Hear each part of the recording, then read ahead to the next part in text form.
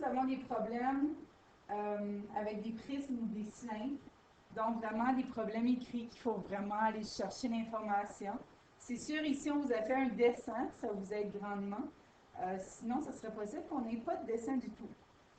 Donc, on dit qu'il y a des ingénieurs qui ont fait des conduites rectangulaires pour faire passer l'eau. Donc, on peut imaginer qu'une conduite va avoir une ouverture pour que l'eau passe. Il estime à 45 mètres la distance à franchir. Donc, on va en faire plusieurs comme ça. Nous, on veut savoir le volume de béton pour en construire une. Donc, évidemment, on va avoir une distance de 15 mètres ici. On veut se rendre à 45, donc on va en faire 3. Comme ça, on va calculer le volume de. Évidemment, si vous voulez savoir le volume des 3, il va falloir multiplier par 3. Donc, qu'est-ce qu'on a besoin comme information? Premièrement, qu'est-ce qu'on a comme figure? On a un prisme rectangulaire, mais il y a un espace dans le milieu. Ça correspond à quoi?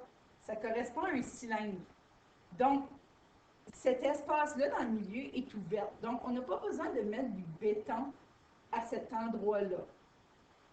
Donc, le volume va être le volume du prisme rectangulaire moins le volume du cylindre. Et on va aller trouver nos infos. Donc, la hauteur est 15 cm. On va aller dans le même sens pour les deux. Le cylindre et le prisme. La largeur est 2.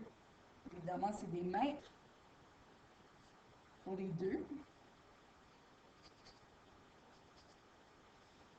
La largeur, 2 mètres.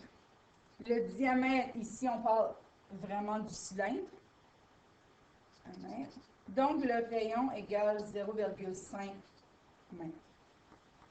Donc, je vous rappelle que pour les deux, ça va être l'aire de la base fois la hauteur, moins l'aire de la base fois la hauteur. Mais la base des deux n'est pas la même.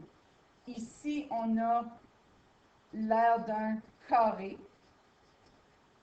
fois la hauteur. Puis ici, on a l'aire d'un cercle fois la hauteur.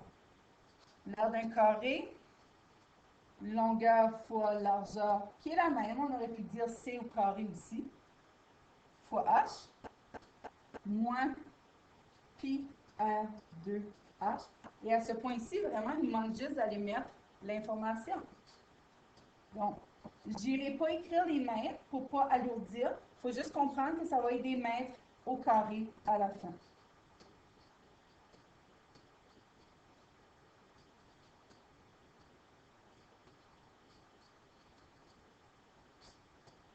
Donc, on a ici, je vous rappelle que c'est 0,5 à la 2.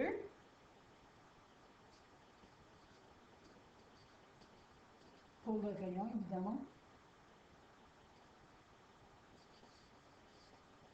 Donc, vous avez ça pour le volume de un seul tuyau, comme ça.